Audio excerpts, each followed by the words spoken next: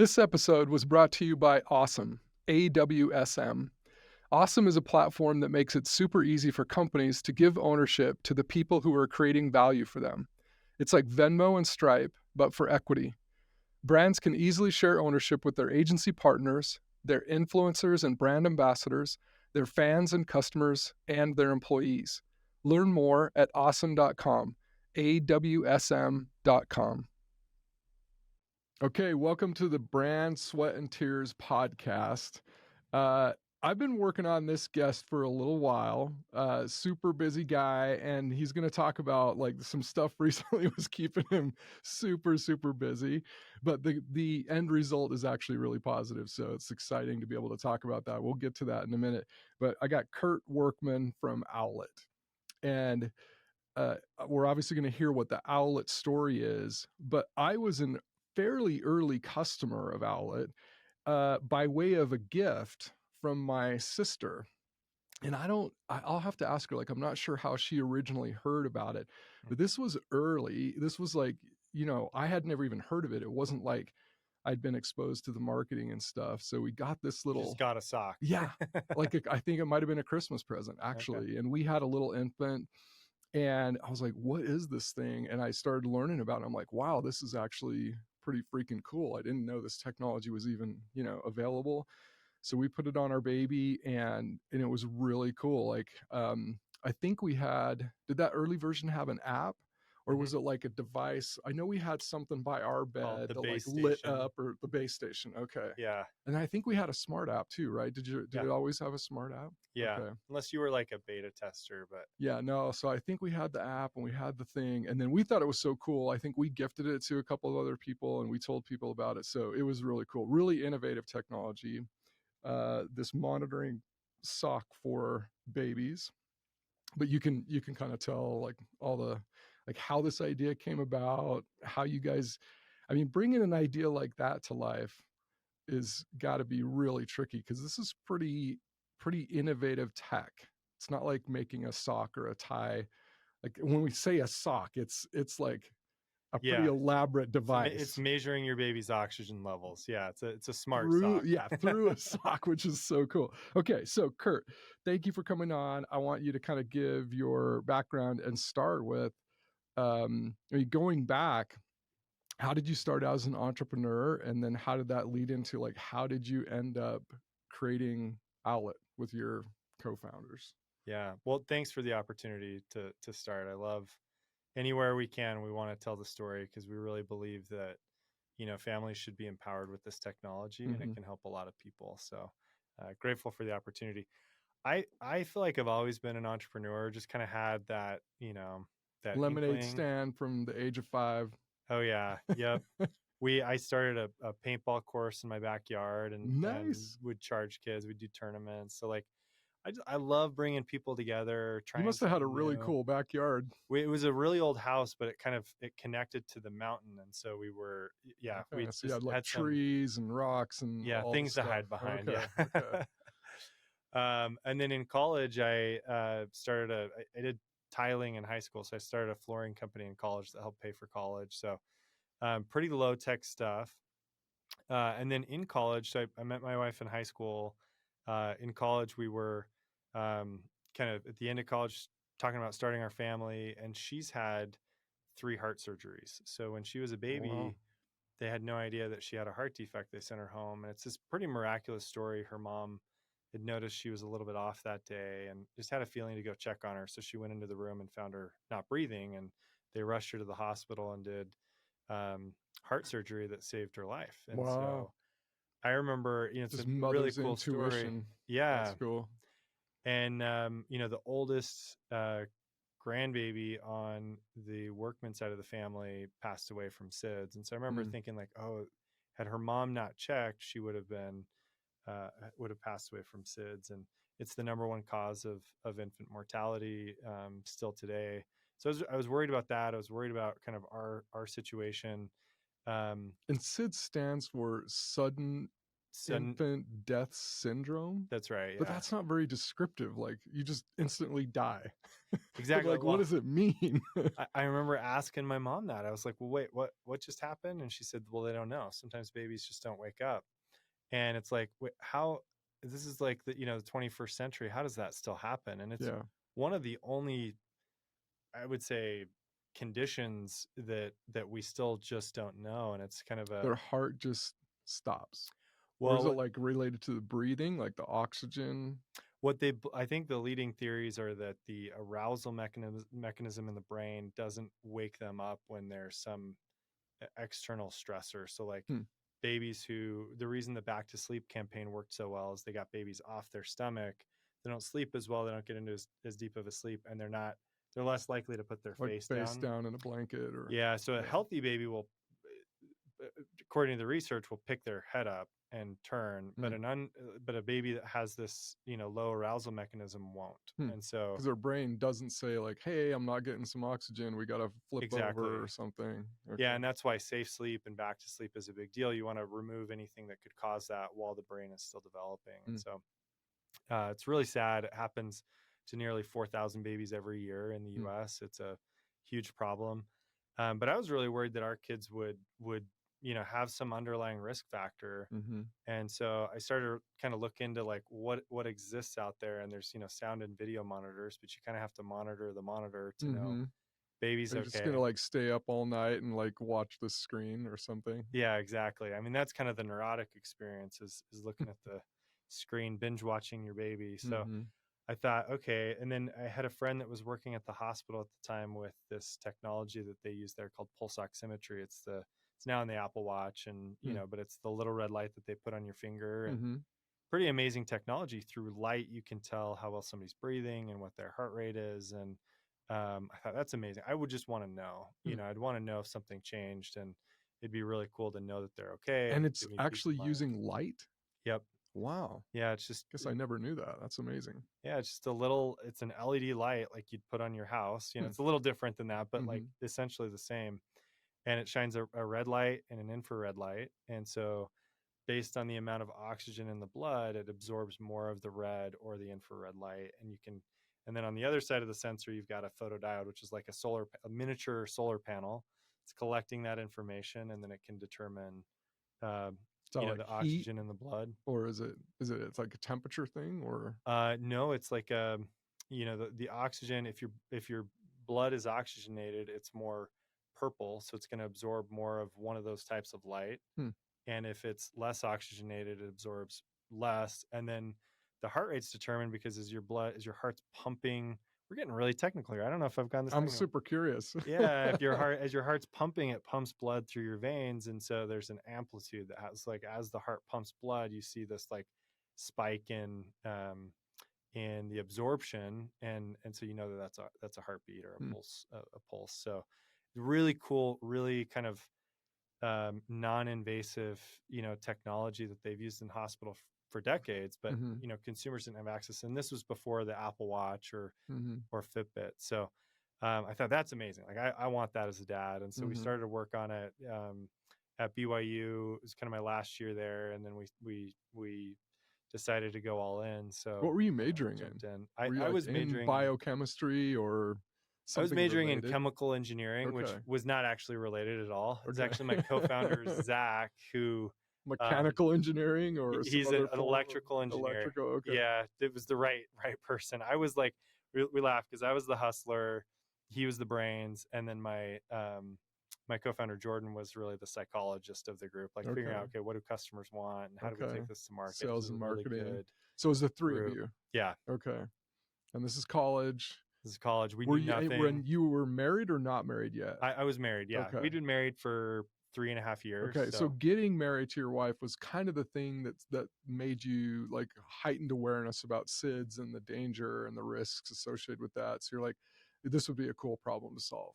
Yeah. Yeah. And she had a congenital heart defect. So kind of beyond that, it was kind of one of the big and things. You guys are okay thinking about starting a family, so you're like, hey, how do I protect my kids? Yeah, we were visiting. We were like, okay, we're ready. So we're visiting her cardiologist just to see if she was healthy enough to have kids? And Mhm. they said yes, but we're going to do all these extra checkups. And I'm like, wait, our kids are at risk? And so that's kind of Yeah. what got me thinking Okay. more. So So, how did you start? I mean, was the idea like, let's do a sock for babies? Like, how did you even start down the path of like how you were going to solve this problem?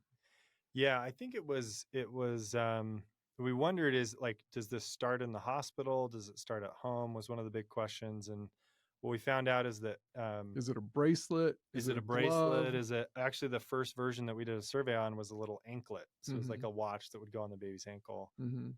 And again, it was kind of a technology thing. So in the hospital, they put it on the baby's hand, their foot, and then they've got one that goes on the forehead. Mhm. And we're like, okay, hand's not a great spot. Forehead's not a great spot. So it kind of, became the foot. And we thought, Mm. okay, how do you strap that on? Babies kick off socks. We had to kind of design around that. Mhm. But what we wanted to use a technology that would be super reliable. And the Apple Watch and Fitbit, they're great, but they try to reflect light off your wrist, Mhm. and you get a tenth the amount of light in. And so it's good for like, long use case of like, okay, over a period of a day, what was my average heart rate? You Mhm. can be semi-accurate, but we wanted to be accurate down to the second. And so, Mhm. shining through 'Cause the this is foot. literally life and death situations potentially, right? Yeah, we've had a lot of cases where Owlet has notified parents that their baby's oxygen level was low, and they went in there and found out that there was a blanket over their face or something, Yeah. was Saved a lot of happening. lives. That's cool. So Okay, so you're thinking got to do something in the form of a sock, like the foot is the best location. How do you even start prototyping a product like that? Where, I mean, were you guys thinking like, man, this is going to be expensive? Like, because this is like expensive technology. Like, how did you even approach, like, you're a couple of college students? Did you have like a rich uncle or somebody that's like, yeah, I'll give you 50,000 to create a prototype? Like, how did basically you start? exactly that. Yeah. Okay, nice. That was a great guess. Yeah, I didn't yeah. know the story. Okay, so how did you guys get this going? Like, how did that work then? Tell us that story. Yeah, so kind of two things. My friend, his dad was rich, and he's Okay. like, "You should talk to my dad. This is a cool idea. Was he a He's rich." doctor or was he No, he's an entrepreneur. okay? Yeah, so He's just like, hey, this might be a cool idea that he would get excited about. and Okay. I had a deck with maybe 3 slides. I didn't even know what a TAM was, but Mm-hmm. like I was just trying to make it up. Mm-hmm. No, he knew I had no idea what I was doing, but he was, really kind. I think there's a reason why they call them angel investors, because like I Not wouldn't all have angel invested in me. investors are angels. I got to say that right now. And I am one, so I can kind of include myself. Like, I try to be an angel, but that's not always the case. So this is cool. It's not like he actually found a true angel investor. Yeah, yeah, he was very generous. He also had this really cool garage in Provo that he kept all of his race cars in, and Oh, nice. so and he had this cool loft office. So he's like, "I'll give you 50 grand, let you use the loft, Hmm. and you can start." We were also part of Do we need to say who it is? oh yeah, his name's Tom Felt. He's a Okay. really really Okay. cool guy. So Um, shout out to Tom. Shout out to Tom for sure. Really And awesome. sounds like probably one of the coolest startup office spaces on the planet. By far, I think the best garage This office is like space. when you say like three guys in a garage, you're like, well, let me tell you a little bit about the garage. The nicer garage, This yeah. was not like rat infested cardboard box garage. This was like the nicest of the nicest garages that you could have. Well, and what's funny is on the outside, it didn't look like it was a super nice garage. You went inside and you're like, oh wow, there's like $1 million worth of antique gas tanks and cool hot rod cars and stuff. It Nice. was really cool. Nice. And what's funny, I didn't know he had another location like that in Provo. A few years later, my wife and I were buying a used washing machine. And like, this looks a lot like the space that we started Owlet in. Hmm. And he pulled up while we were there No way. shopping Just for coincidentally. and he's like, come over here, check out my other space. He opens it up and had a giant, is it a Provost, like one of those big buses that like essentially like motorhomes, but like the No really way. nice, like Okay. 250 grand. Okay. And it was like a sweet decked out space too. I had no idea. So he's got these, like, he calls them his bat caves that All he of has his around secret bat Provo. Yeah. caves. So yeah, really cool Nice. guy. Okay, so he gives you some money. Mm-hmm. Then how do you even start building a prototype? So luckily we had Zach. So he was the guy. We essentially we went to students at BYU and we're like, hey, help us out. So we had like 10 interns, Mm-hmm. and they were different majors. We had a mechanical engineer, Zach, who's our electrical engineer, industrial design, some app developers. And Mm-hmm. we just started trying to build it. Hmm. And I think our biggest advantage is we didn't know any better. And so um, we thought we could build it in 6 months. And we're like, Mm-hmm. okay, 6 months. So it forces you to put all of your assumptions on the table and try. Yeah. And we But were you guys are wrong. going to school. We're going to school. Did you keep going to school, or just say, okay, we're going to put school on pause for a minute? Well, we kept going to school, and we used kind of the school. They have business plan competitions there, so Yeah. we went through all of that, and we won like $200,000 Oh, in nice. Okay. business All right. competition. So we kept going to school. So you could quit the McDonald's jobs Yeah. and like keep going to school and then have some money to like put food on the table for a minute. I feel like we were all so young and used to living on ramen. We didn't pay ourselves for a year, and like my wife was a nurse, so she was working as a nurse, so that helped. Like everybody kind of had a I was just situation. say, like, yeah, when you're single, you can You can do literally it. just live off of ramen, but like you're married, then it gets a little, and I want to hear like what your spouse's involvement in all this, even in the initial decision making, because I also found this pattern with entrepreneurs that they have to have incredibly supportive Oh yeah. spouses to like pull this off. So shout out to the wives or the spouses, right? In your specific case, the wives. But the you win this business competition, you've got some money, your wife's a nurse, so you're not having to live off of ramen, which is great.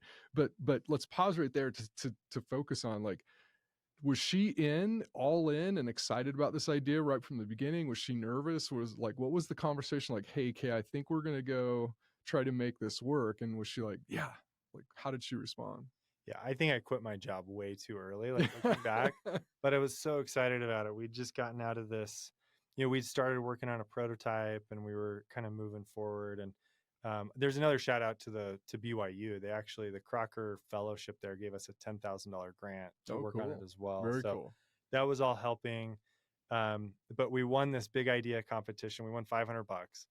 And somebody was like, dude, you have something here, you should like really go for it. Mm-hmm. And I was like, you know what, they're right, I really should just do this. So that day I quit my job. Wow. Well, sorry, this is prior to the $200,000 win. Oh yeah. Okay. Oh yeah, this is way we had before. nothing. Okay. Yeah, I was but so I remember sitting down with Shannon. I'm like, I'm gonna, because I'm going to work today, I want to just go all in on this. And she's like, you should do it, go for it. No hesitation. No hesitation. That's so I remember cool. she had zero hesitation.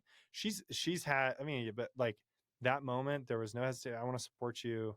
So that was really cool. Okay, but so you started to hint about it like along the way, over the past, it's been 11 years now. How has that support been? Has it been rough? Have there been moments where she's like, what are we doing? And how have you guys kind of navigated that? I don't think I can't imagine a more supportive spouse through this. Like I really can't. She's been in my corner 100% of the time, even when we got the warning letter from the FDA, and it was like, that was a big deal. Yeah. She was just like, well, you're going to figure it out. It's like, so it's very, very supportive. That's super cool, because yeah, like it wouldn't have been weird or even maybe potentially not supportive for her to say like, okay, FDA is shutting you guys down or trying to shut you guys down, maybe it's time to call it quits. Like nobody could fault her for saying that had she said that, but she's still like, you got this, we can do this. That's amazing. Yeah. She really, and she's that huge kind of shout out to Shay. Yeah. Okay. And she's an entrepreneur too. She's got a business called Brightbox. That's nice. Awesome. Okay. Yeah, so which came a little later, but yeah, there was one moment maybe I have where to get her on the podcast too. You should, because it's a cool brand. Okay. So they won the Utah Jazz Small Business of the Year award. Okay. Yeah. So she's got a cool business. Very cool. All right. So she's been supportive. The cool thing I want to say here on the podcast is I have not yet interviewed a successful founder creator that didn't have an incredibly supportive partner or spouse.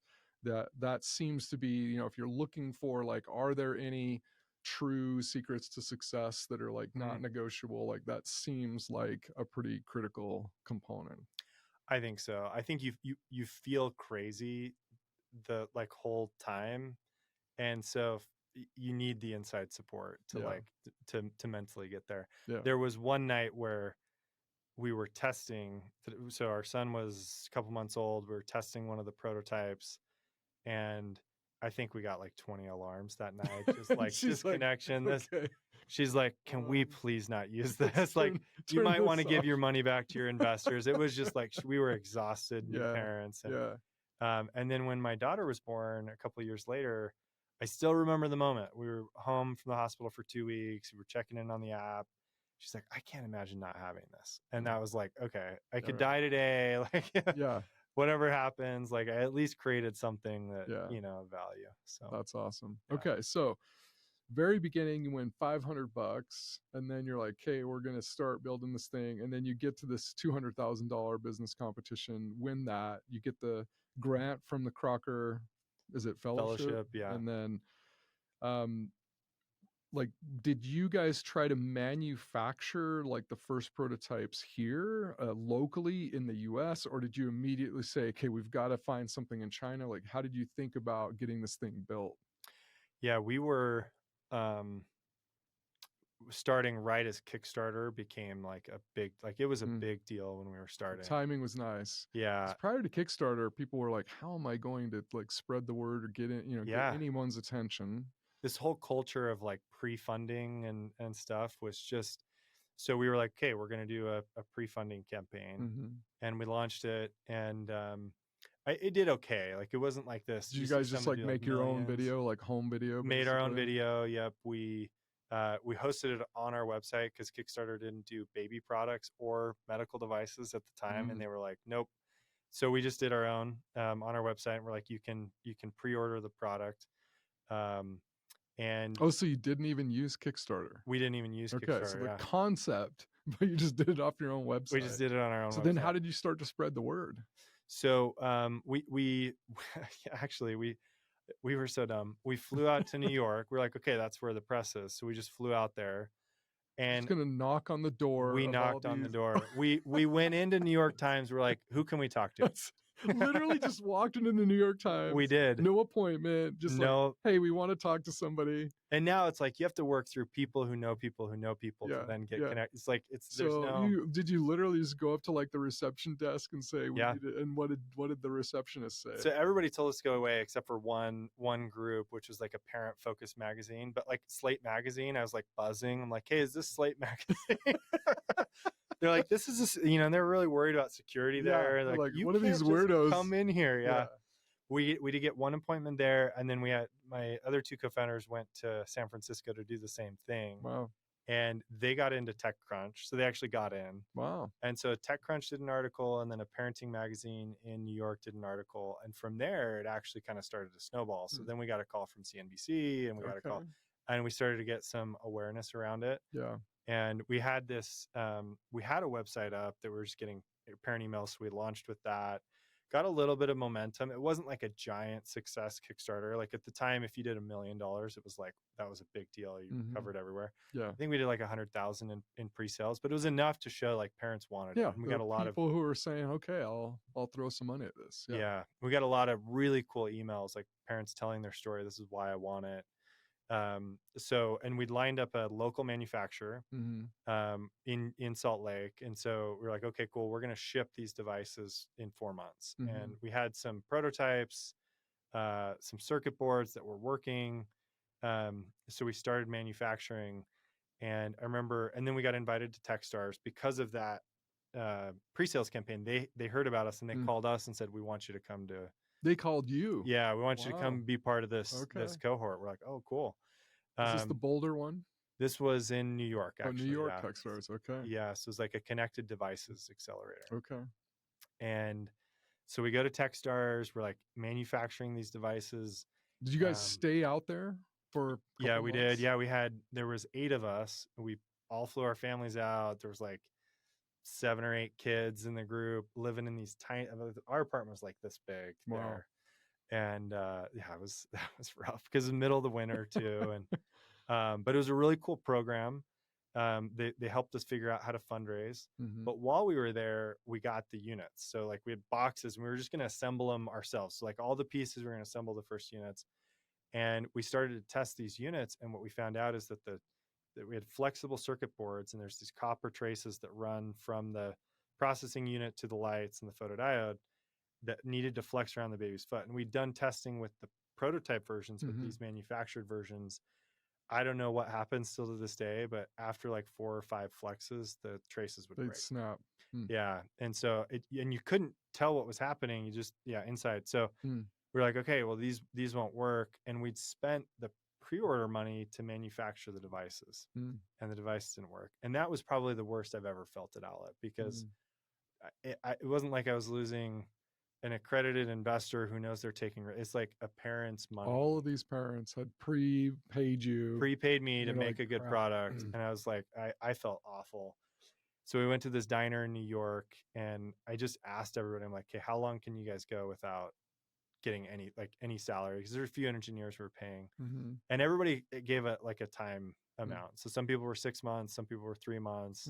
Everybody wanted to see it through. That's cool. So we took what little money we had, and we sent an email out to customers, just being super transparent. Here's what happened.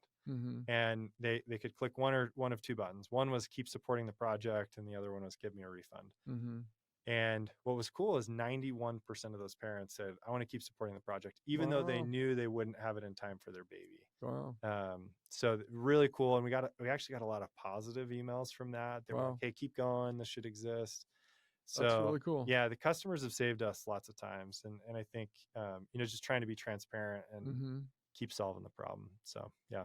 I think that's a key component, like just being the transparency, because there's a huge temptation, I'm sure, to say, like, how do we avoid this confrontation, or how do we put sugar on this, or put lipstick on the pig? Like, how do we not? But I think over time, this is another kind of takeaway, that like the honesty and the transparency seems to win the day, right? You might get a few people who are really upset, but by and large, people appreciate the authenticity and the honesty, as opposed to like if you're trying to pull the wool over their eyes, especially if you end up getting caught after that. Like, it just never seems to work out well, right? Yeah. And I think the brands that do it the very best have that relationship with their customer. And go back to like Johnson & Johnson doing a recall of their products, and then that ended up spurring this like trust in the brand. And so well, so you said that's the worst you've ever felt, even worse than some of the recent stuff with the FDA? I mean, they're very comparable. Both like really painful. The FDA was on such a bigger scale because we'd been in the market for 6 years. We'd monitored over 1 million babies. There wasn't a safety or an accuracy complaint with the product. It was strictly a classification issue. And we'd had a lot of back and forth with the FDA over 6 years. We'd been audited a few times. Our marketing claims had been audited a few times. We'd shared a lot of information. It wasn't like they'd just found out about us, like we'd had a lot of dialogue. And I'm not going to go like deep into that because, but ended up getting a warning letter right after going public, and had to stop selling the product. We took there's like $30 million worth of inventory in retail channels. 30 million. Had to take back it all back. Yeah. And we worked with the FDA to then get it back out as the Dream Sock, which had limited features, limited claims, limited functionality, that we sold, that we ended up launching that in January. So it was like between October and January, about $30 million worth of inventory back, a quarter of lost sales. And it was almost like the worst timing that it could have happened, because we were just starting to ramp, like just closed this IPO round, hired a bunch of people, and then it was like a big slam on the brakes. Yeah. So I kind of forced you to skip ahead in the story there, so we'll have to circle back to like all the years in between. But since we're on the topic, what do you think prompted that? I mean, if there weren't big complaints, was somebody just like on the warpath and felt like they needed to be like super police on this thing? Or what do you think initiated this like investigation and this initial warning letter, like, hey, you've got to stop selling these things? Yeah, I think it would all be theories because we really don't actually know. But just you get this letter, says you have to stop selling these things. Like when you got that letter, did you think it was a joke at first? Or I mean, what was your initial reaction? You're like, are you kidding me? Yeah, I was with my co-founders at an event actually, and um, our president sent me a message like, "Hey, check your email," and I got it, and it was, yeah, I didn't think it was a joke. I was like, "Oh man, what is going on?" We along the way we had a lot of back and forth with the FDA, Yeah. and we were in actually the process of figuring out how do we get this thing cleared, Hmm. by the FDA. And they just didn't like So some of the claims. Like when you say classification, what does that mean, really? I think it's a new, like, we kind of created this category of like health monitoring for babies, because Mm. before us it was video and sound monitors, Mhm. and we were the first health monitor. And we were coming out at the same time that Apple Watch and Fitbit had heart rate and oxygen in their devices. So we said, well, and they weren't cleared. These Mhm. are there's a category called health and wellness Mhm. devices, and that was the category they fell in. We made the argument we fell in the category. We're careful about what we said with the product. Mhm. And I think ultimately the FDA felt like, okay, this is for babies, and it's monitoring second to second. It's a little different than Mm. an adult wearable, and so we need to regulate it differently. I think going public might have catalyzed that, where they Mhm. said, okay, we need to make a decision here. Right. And, there are other companies in our space that do the same thing. Owlet was the example that was made, Mm. because we're the biggest. But, we always wanted to get it. We wanted it to be a medical device. We Yeah. wanted to get it cleared. We'd actually been working with them to try and do that. And so we said, all right, we're like, we figured out a way to keep a version of the product on the market. And then we went all in for 2 years on, getting it cleared. And But this is 2 years with no revenue coming in. no, we were allowed to put the product back on the market Okay. during the 2 years. Okay. So how long did you have to completely pull it off and like zero revenue? It was 3 months. Okay. So Yeah, not like a crazy long period. it wasn't, but it I mean, still almost, painful. well, and it I don't almost, want to. I don't want to like minimize no, like no, how no, yeah, painful yeah. that would be, but So yeah, they gave us enforcement discretion to keep the product on the market during a period of time while we were working on getting clearance with them. So we were able to kind of work through that over a period of months. But the 3 month stop was take all this inventory back. We had to repackage and reprogram. It was extremely expensive. We mm, lost a quarter of revenue when, I mean, that's what was, yeah. supposedly supporting the business. And then when we relaunched, it did not rebound to the same spot because the features weren't the same. We had Mm. this FDA kind of overhang, and So it maybe a lot of people are like, well, let's wait and see what what happens. happens. Yeah. Yeah. So it was like, that first quarter back in the market, we were maybe a tenth the sales. Mm. And it built back up pretty quickly, but it never got to that same level that we Mm. were at with the previous version. Mm. What was cool is that, through a lot of times when companies get a warning letter, or if they have to do a recall, your customers are just, they're ready to, send the product back, and they're throwing the brand under. We had the exact opposite thing happen. So the Wow. first thing parents did is they're like, don't delete the app on your phone, like keep the app. People started to sell their iPhones so that those who had the sock could use it. It's Mm. like there was just like this, the other thing that happened Like is they kind of rallied they rallied. There, without you guys even like begging them or asking them or incentivizing them. It just because it was a fact is the opposite. Is natural. like, if you're uncomfortable, we'll give you a refund. And we had almost, it was very few refunds due to Wow, that. that's really cool. And a mom in Texas was upset that we had to take the product off the market, so she started a change.org, and we had almost 200,000 signatures just Wow, organically on this that's so change.org. cool. And I think they tagged all the wrong peoples, like Ted Cruz and just like any political Any figure they senator, knew. any person that they knew that was associated, congressman, whatever. Yeah, but I think it was a clear signal that parents wanted this. Yeah. There was like, that wasn't the issue. It was Okay, we needed so to work through it. I want to So I want to pause on that for just a second to create this contrast. And this is all about the roller coaster of like emotions that you must have gone through and that most creators go through. But you have this horrible gut punch of like FDA saying, hey, you got to stop this.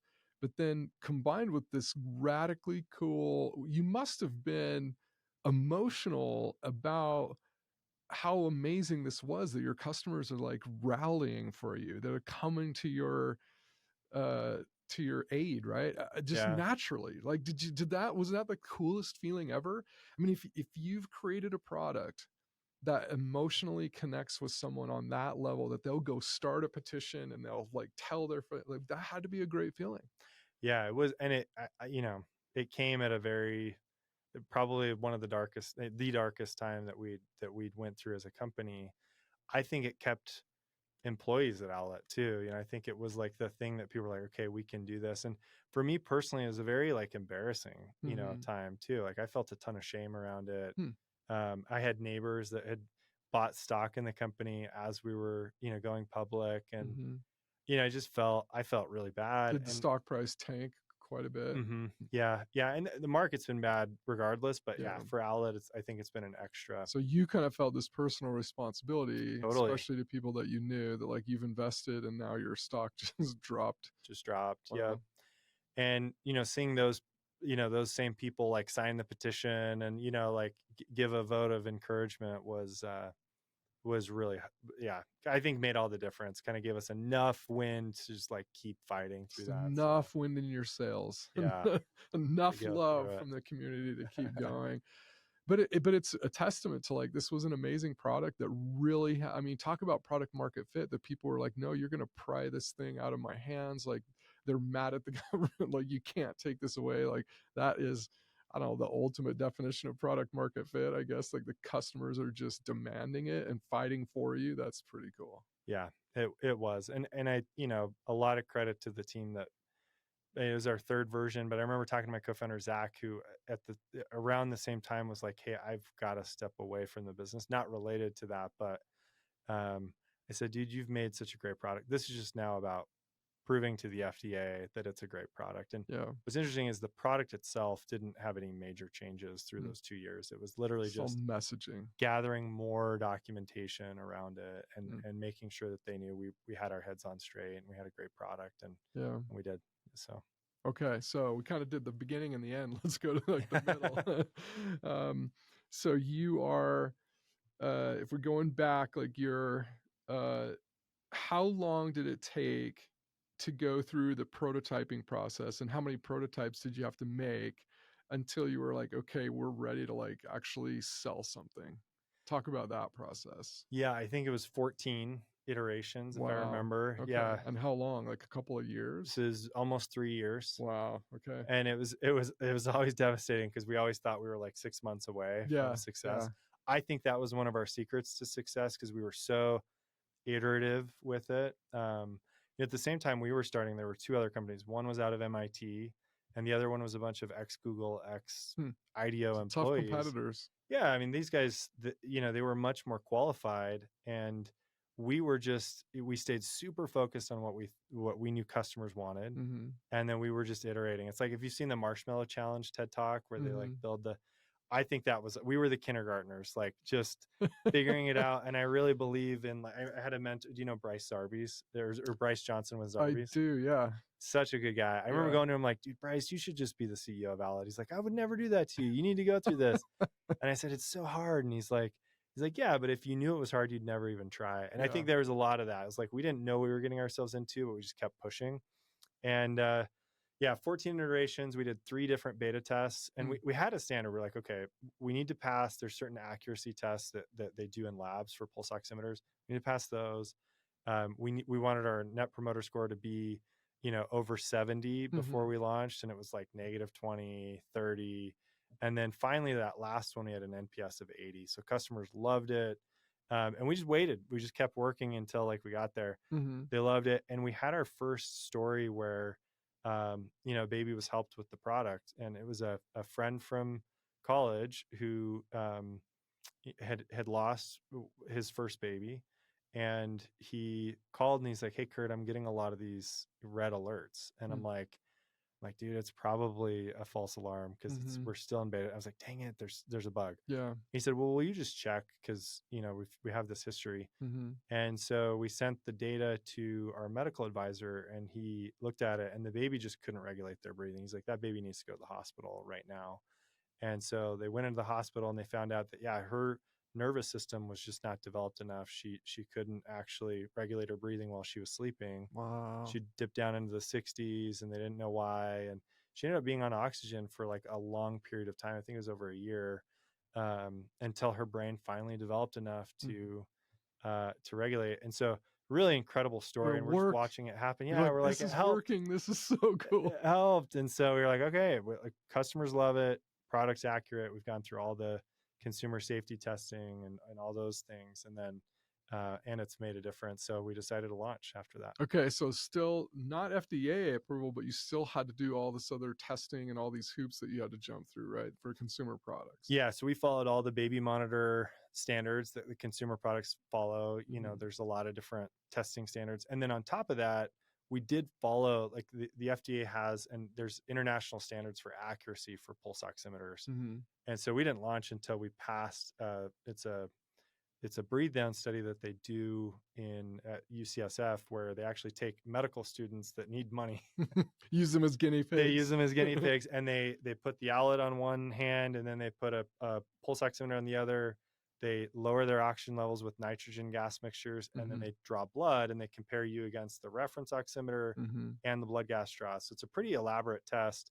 And they do that. They collect 200 data points, and then how much did that cost? It's not, so it's 200 data points, but it's 10 patients. It's like $50,000 to do the test. So it's not crazy. But still $50,000. You guys are still not selling like yet, right? You're still early. Yeah. And we had done multiple, because we were improving the product. So we did one. So we did another one. Okay. So let's go back to, like, I had the $200,000, but this is 3 years and then all these tests. Like, where did the money come from? Yes. Oh, yeah. So then we were running out. We ran out of that money. Offered refunds, and then we were able to, through Techstars, get connected to some investors and we raised a seed round. So it was a $2 million seed round that kind of funded through helped that. do a lot of those tests. Yeah. Did you guys start taking salaries at that point? Yeah, that was we finally started taking salaries. Okay. Yeah. So now you're off to the races. You're actually starting to sell. And how did you sell? Was it just online? And how did you market it? Like, how did you get your story out there? Yeah. So we thought that the best way to get the story out was through Google Ads, because people would type in baby monitor and then they'd search, or Amazon baby monitor. So we wanted to bid in those two areas. Okay. We're like, we've got a much better baby monitor. In Amazon pretty early, right from the beginning? No, we didn't start with Amazon, but we did some advertising, and Google was the main spot. So we're like, okay, somebody's searching for baby monitor. They're at the right time of their pregnancy. They're thinking about it. So we launched a big ads campaign on Google, and it just fell flat on its face. Like, nobody bought the product. We spent like $60,000 on ads, and I think we sold like 1 or 2 devices. Like, nobody bought it. Yeah, I couldn't believe it. Wow. And we just hired this new CMO that was like, all like, it's gonna work. You just gotta trust. And so we're like, okay, we're gonna make this investment. And it didn't work. And I was like, okay, I know I've pre-sold these, but we didn't pre-sell that many. I've been working forever on this. What happened? And so we tried it again. We're like, well, let's optimize the content. And that didn't work. What we found out is that by the time you knew you wanted a baby monitor, you knew you were getting a sound or a video monitor. And they would hit our website and they're like, what is this sock thing? I don't know. I don't have time. Because they were like in the shopping process. Right. So so that didn't work. So then we tried some PR again. I didn't fly out to New York and knock on doors, but we hired a PR agency. We got. I don't know. I love the hustle. It seemed to kind of work. Yeah, just knocking on the doors. I mean, I think there's a lesson there. Like, you just need one person to say yes, and then it snowballs. But so then we did some PR, and we started to see a few more sales. It's like we went from like 1 a day to like 3 or 4 a day to 5 a day. But then we started to do video advertising on Facebook, and that's kind of what really clicked, because it was just a simple video explaining the value prop. It was nothing special. We actually didn't even film the video. It was made to be submitted to a competition, and we just kind of like tested it. And I remember Simo being like, I keep increasing spend and we keep getting more views and more sales. I'm like, well, then keep increasing, like, keep going. We ended up getting like 52 million views on that one video. It just became this, like, for 2 years, this piece of content. And all it was showing a family using the product and talking about the product. There was nothing special to it. And it was just education. People just needed to know what it was. And we caught him at the right time, and there's a lot of virality to the video too, people sharing it. So that actually ended up being what kind of worked. And a then single piece of magic content. Wow. one video. That's and amazing. through that, then Target reached out and they're like, hey, we saw the video. We have people asking why it's not in our store. And then we were able to get into retail from there. Okay. So Target was the first retail store that picked it up? It was a store called Bye Bye Baby, but yeah. Okay. And then Target was the second. So. Is Bye Bye Baby a division of Target, or was it completely separate? No, it's a division of Bed Bath & Beyond. Oh, okay. Yeah, just went bankrupt. Okay. But yeah, there. It got bought by Overstock or something like that, I think. Bed Bath & Beyond did, yeah. And Bye Bye Baby got bought by another group. And they're actually coming back now. Oh, yeah. Okay. Very innovative retailer, actually. They look for new innovation and they try and get it in early. Wow. Help brands, create. So a lot of the other companies I know, like that's the place you go to. And Target was the other kind of forward-thinking one. Okay. So, yeah. What was that like, foray into like retail? And were they like, hey, now we need like 100,000 of these things, or did you have to have minimums? And then you're like, all right, how do we pre-build? Because you were, and I guess that's part of like in your strategy up to that point, where you kind of just like build sort of just in time, or you were kind of like trying to match orders to like manufacturing. You weren't like sitting on piles of inventory or anything, I'm sure. Yeah. Well, we actually got some advice early on. They're like, don't go to retail, which was, was like weird advice because we really wanted to go to retail. And they were like, no, like some other brand leaders, like, look, you don't have the margins for it. First of all, it's like Gen 1 manufactured in Salt Lake. Second of all, the awareness around the product is still pretty low. So you're going to hit retail. And if your sell-through is not good, that's your shot. Like don't go to retail too early. And they'll just pull you from the shelves, and then you're sitting on all this inventory, and what are you going to do? And it's super hard to go back after that, because they're like, oh, we tested this. So we stayed online for a year, just our website. Then we opened up Amazon for 6 months, then specialty baby. And we kept telling Target no. And there's some genius behind that. Not that we knew we were doing that, but just it made them want us more. They're like, why can't we get this little baby sock in our stores?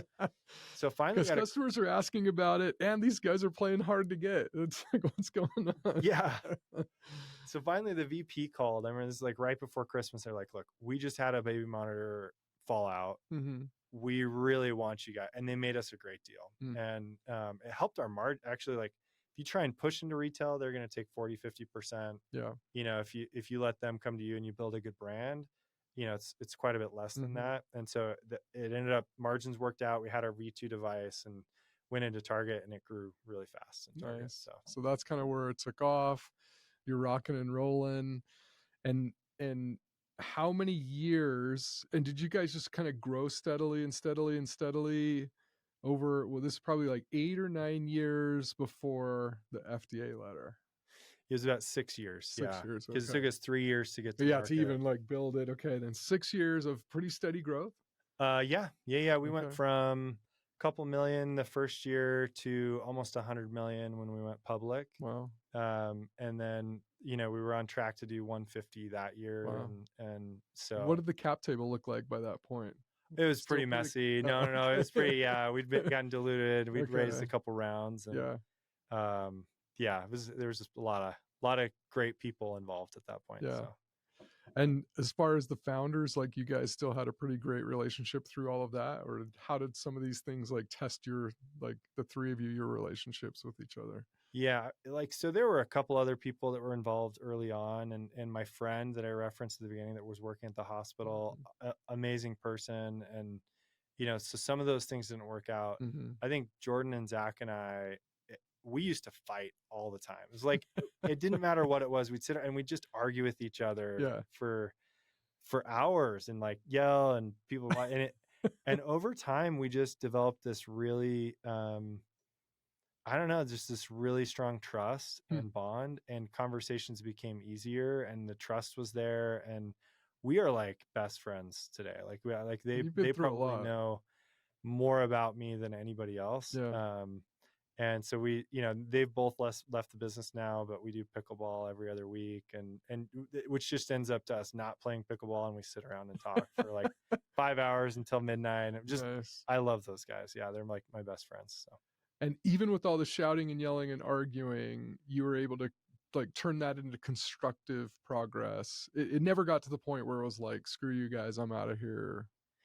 No, I don't think it ever got there. I think there was a lot of mutual respect and just completely different viewpoints. We're actually pretty similar, but you had, yeah, but also very different viewpoints. And there was in the early days, there was a level of distrust of like, I know you don't know what you're doing, and I know you don't know what you're doing, and you know that I don't know what I'm doing. So we just question each other all the Yeah. time. And Yeah. and I think that was really healthy. It helped Mm. us make better decisions because we didn't know. Like, this was our first startup. And so to have the questions, and then it was almost like defending a thesis with every decision, Mhm. built, I think, a lot of good muscle. And Mm. I think along the way we lost that a little bit when we got hierarchical, Mhm. and brought in people who knew, and that's not Mhm. always the case, that people Yeah. know, especially when you're building something new. And so you over trust. I think, allowing for a lot of input is a good thing, and then Mhm. trying to make decisions from that, at least if you don't know what you're doing, which has always been the case for me. Everything we've hit, I'm like, I haven't done it before. You just So gotta figure it out. yeah, you got to listen. Okay, So, so I wanna wrap up with, like, 2 final questions. okay. One is, what kind of advice do you give to, like, young entrepreneurs, especially consumer that's got a consumer product idea, they wanna bring it to life, like, how do you looking back on what you've learned, the experiences that you've been through, how do you package that up? And like what's your best advice that you give to someone who wants to start a consumer good company these days? Yeah, I'm still in the journey, so I haven't written my internal book yet, but I think the You just tell them like don't do don't do it. Yeah. it. Keep your job. Yeah, it's too crazy. Yeah. No, it's, I look back, one of the biggest lessons I learned is just try to stay super close to your customers, because they're the North Star, Hmm. and they'll actually just tell you what they want if you ask the right questions, and Hmm. they'll guide you. Like, early on, we did a Pareto list of features. We had Our app could do everything from like sleep tracking to, you could log poopy diapers, to then Hmm. heart rate and oxygen. And really early on, parents were like, I just want heart rate and oxygen, and I want you to tell me if something changes. So it's just Hmm. that. And we focused on it. It simplified the product, which made it Hmm. easier to get to market. And when we eventually figured out the go to market, it took off. And this other company that had all the right knowledge, they focused on the kind of the long tail of the Pareto list, the things Hmm. that were like cool, and Yeah. it was like the quantified self. And we focused on like the 20-80-20 rule. Yeah, I was just And gonna say that's 80/20, right? Like, you did the yeah, 20% of the things that had the 80% of the impact, rather than doing all the long tail 80% of the things that only had, like, 20% incremental value. this is exactly it. And they should have won, and we should have lost, and we won. And not that they lost, but it didn't work out, Yeah. um, because I think we stayed super close to our customers. And I got to credit Jordan, my co-founder, who was like religious about that. Like, Mm. I'm like It's the, a super good discipline, yeah, and a really hard one, because it's tempting to be like, "Oh, what about this cool thing? And what about this cool thing? And we should do this, and this would be really cool." yeah. 'Cause that's kind of the fun creative process, is dreaming up new ideas. And it's the saddest thing about entrepreneurship. Like, I'm 11 years into this, we're still digesting like the first idea. And so, like, yeah, sometimes that other side of you can be the problem. Like, I've noticed, Mhm. like, oh, I distract the team a lot. Like, I Yeah. like, let's focus. So focus, and then focus in on what the customers want. Yeah. Okay. So final question is then, where do you go from here? You come through this 2-year kind of FDA struggle, survived because your customers were amazing. And I'm sure I wanted to give you the chance to, like, through that whole FDA process, do you want to give a shout out to investors, partners, like who really stepped up to the plate that we should give a shout out to that helped you guys make it through that? Yeah, everybody in the Owlet family did. So, like, literally in Did our you have to company lay off a meeting. bunch of employees? Yeah, we did. Yeah, we went from 250 employees to 70. Hmm. Really rough, and a lot of great people that had helped build the business. So, shout out to those people, and Mhm. and a lot of, just good people. Our investors stood with us through this. This is a really rough market. Owlet wasn't going to make it. Mhm. We needed a little bit more capital, and Lior at Eclipse Ventures, put his neck out there and said, I believe we can get through this and we're Hmm. going to make it happen. Amy at Trilogy Equity Partners did that for us. A lot of inside investors have not supported companies through the last 2 years, and it's been brutal for growth startups. Yeah. And we're seeing companies go bankrupt left and right, and Yeah. we wouldn't be here without them. Also, the team, like the team that stuck around to fight, they executed really well. There's very few companies that have gotten an over-the-counter clearance in digital health. We're the only ones who have done it in pediatrics. And I mean, so many meetings with the FDA. I think our submission was 4,000 pages. We did Wow. 4 clinical studies. We did clinical studies, with big partners, I think faster than most, large companies are able to do it. Like, just a really awesome team. Hmm. And, they didn't do it because of me. They didn't do it because they did it because they knew our customers would benefit from it, and they wanted to see this get to the market. And so, yeah, huge shout out to the team. Jim Fittacaro, who led the submissions, was awesome. Yeah, just everybody who was involved. So, And that was, remind me the date. I mean, I saw the post on LinkedIn and I almost got emotional just because, we're not like, we don't talk all the time, but we've met and I feel like we're kind of kindred spirits entrepreneurs. And I remember in the early days when I met you guys, I've kind of had this emotional attachment to Owlet and wanted you guys to succeed. And so when I saw that LinkedIn post, even though I'm like not really connected to the company, it was almost like a victory for all entrepreneurs. It was just a cool thing, right? Of like, yeah, oh, hell yes. I think I even said it out loud. My wife's like, what? I'm I like, would.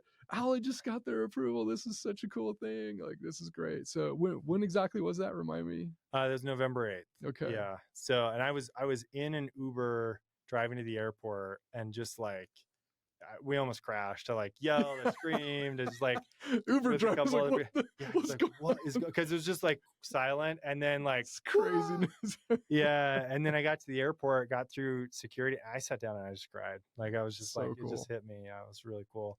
And now I think we've got a great opportunity ahead of us. We're the first and only FDA cleared baby monitor, first and only FDA cleared monitor with heart rate and oxygen. We got another clearance for prescription.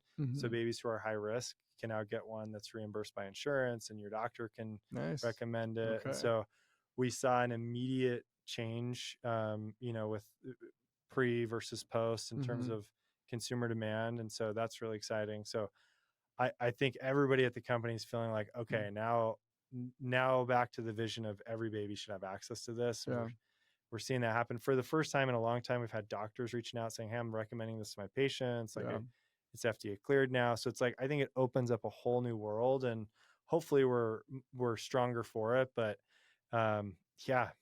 just I'm just grateful. It's like the people around you, the mission that you're on, I think that makes all the difference. So cool. Well, how does that FDA approval impact global expansion? And like, what are other countries? Do they use FDA as kind of like a North Star, or is it like it's a fight in every single country because their laws are so different? Like, how do you guys think about spreading globally? Yeah, the next big one is the Europe, the CE Medmark, and we're pretty close on that one. So it's a lot of the same data, and then we're just working through their process. All the work that you put in for the FDA is super helpful and useful for those as well. And once you get European, Australia uses that clearance, and Canada, and even some of the countries in Asia will, it's easier to get through. So we're really close there, and we'll keep going. And then we want to expand on that. I'd love for the product to do a lot more than it does today, and we're going to get really innovative. Stay focused.